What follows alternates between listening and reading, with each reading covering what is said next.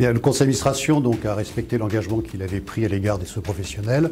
Donc on a décidé de redistribuer la moitié de la retenue qui était effective depuis le 1er mars dernier.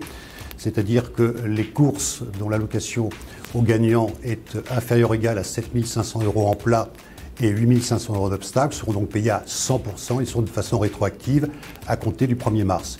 Pour le reste, c'est-à-dire les courses dont les allocations sont supérieures au seuil que j'ai indiqué, il y aura encore une retenue de 9%. Bien entendu, la situation sera de nouveau réexaminée et si possible avant la fin de l'année, si les résultats des enjeux permettent de pouvoir compléter cette redistribution de la retenue qui avait été opérée.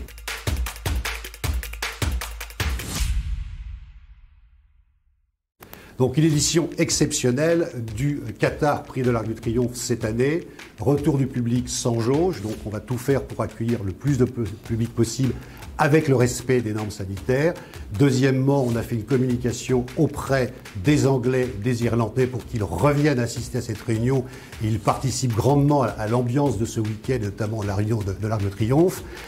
Par ailleurs, ça sera le 100e prix de l'Arc de Triomphe, donc c'est un événement exceptionnel qui va induire un habillage tout particulier, une communication particulière et on va fêter et célébrer les très grands gagnants du prix de l'Arc de Triomphe, que ce soit des chevaux, des jockeys et des propriétaires.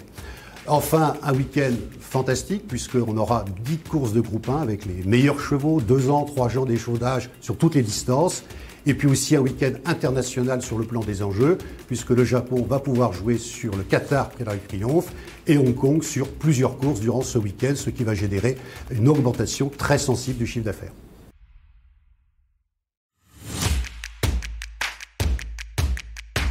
Le conseil d'administration a abordé aussi la question de la réforme des réclamés mise en place depuis plusieurs mois, à la suite de propositions qui émanent notamment des associations de propriétaires. Donc on a demandé au service de France Gallo de procéder à l'étude complète et éventuellement de formuler des pistes de réforme qui, dans un second temps, seront soumises au Conseil du plat et d'obstacles. Ainsi, le dossier reviendra à bref délai devant le Conseil d'administration qui se prononcera sur la nécessité ou pas de réformer une nouvelle fois le système des réclamés en France.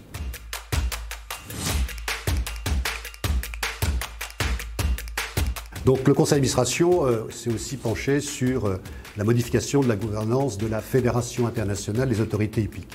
D'abord, on a souhaité honorer le travail effectué pendant 27 ans par Louis Romanet à la tête de cette organisation. C'est grâce à son implication, à son dévouement et à sa compétence que cette organisation a pris un essor certain, notamment en ce qui concerne la lutte contre le dopage. Alors, changement de gouvernance, mais toujours présence importante de la France, c'est ce qu'a souhaité le conseil d'administration.